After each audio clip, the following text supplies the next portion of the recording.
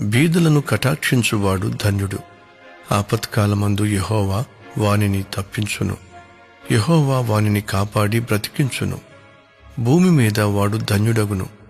వాని శత్రువుల ఇచ్ఛకు నీవు వానిని అప్పగింపవు. రోగశయ్య మీద యెహోవా వానిని ఆదరించును.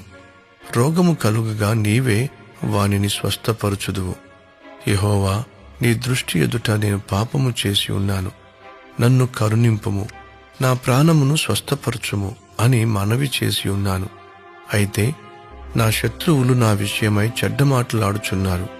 వాడు ఎప్పుడు చచ్చును, వాని పేరు ఎప్పుడు మాసిపోవును అని చెప్పుకొనుచున్నారు.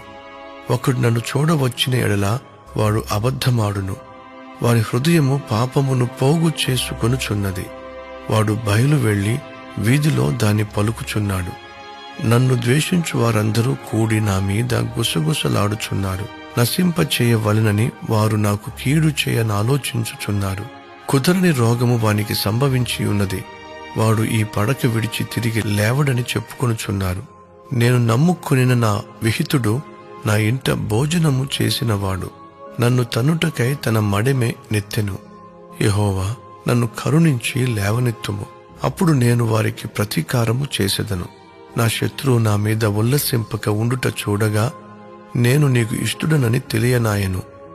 నా యథార్థతను బట్టి నీవు నన్ను ఉద్ధరించుచున్నావు.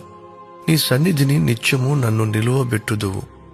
ఇశ్రాయేలు దేవుడైన యెహోవా శాశ్వత కాలము నుండి శాశ్వత కాలము వరకు స్తుతింపబడును గాక. Amen, amen.